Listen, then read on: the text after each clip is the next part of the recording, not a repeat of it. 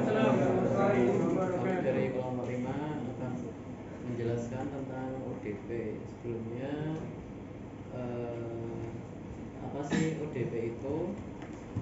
Jadi di dalam protokol TCP/IP memiliki dua protokol pada lapisan transport, yaitu UDP dan TCP.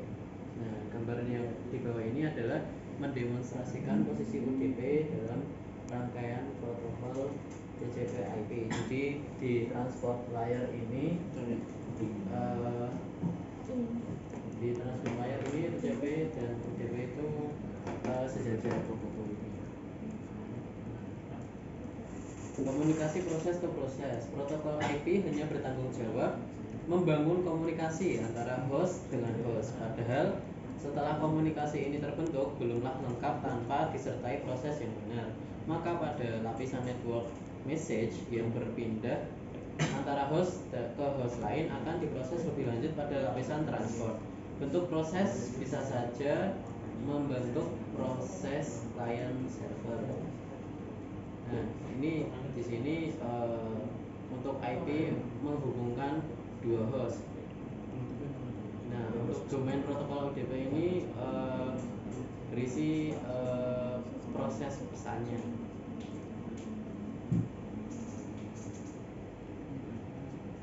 Selanjutnya akan dijelaskan Mas Ahmad.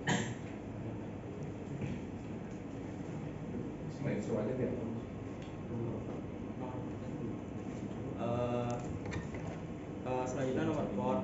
Local host dan remote host memanfaatkan alamat IP, sedangkan untuk mendefinisikan proses kita membutuhkan identifier khusus yang dibuat nomor port. Dalam protokol TCP/IP, nomor port adalah berupa bilangan integer dari 0 sampai 65.535. Protokol TCP/IP telah memutuskan untuk menetapkan penggunaan nomor port yang digunakan untuk server yang spesifik. Nomor port tersebut adalah well-known port numbers. Membagi nomor port dalam 3 kelompok, yakni well-known port, nomor port yang bermula dari 0 sampai 1023. Registered port, nomor ini bermula dari 1024 sampai 49.151. Dynamic port, yaitu nomor port dimulai dari 49.152 sampai 65.535.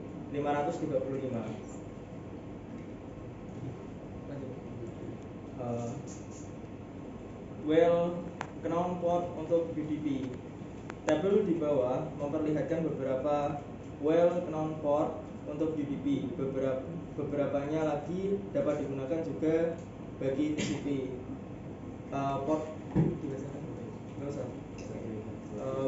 bisa dilihat sesuai dengan slide yang sudah kami tampilkan.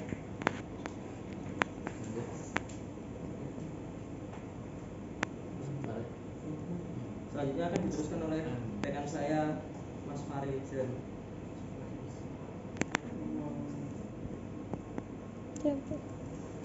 Itu socket address atau alamat soket. Seperti diketahui bahwa UDP membutuhkan dua identifier, yakni alamat IP dan nomor port. Keduanya jika dikombinasikan akan membentuk socket address seperti gambar di bawah.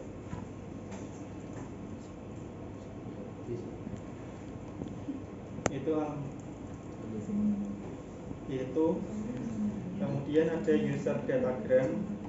Paket UDP disebut user datagram. User datagram ini memiliki ukuran header yang tetap sebesar 8 byte.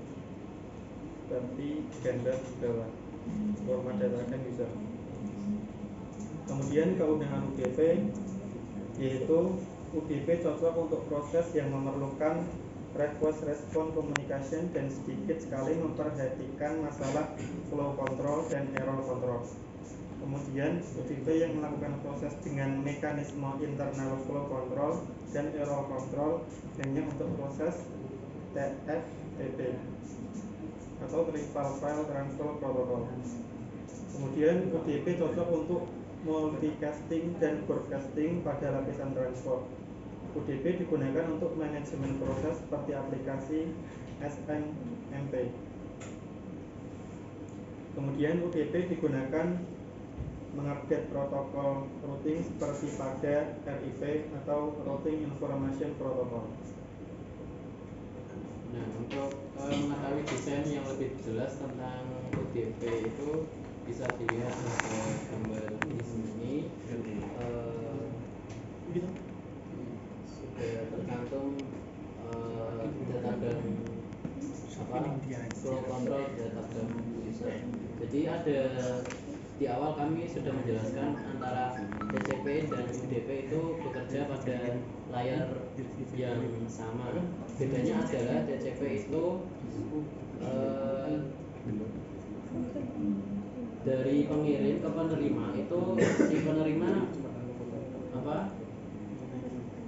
tahu bahwa paket tersebut diterima. Tapi kalau UDP itu masih mengambang antara sudah diterima atau belum, itu masih samar-samar.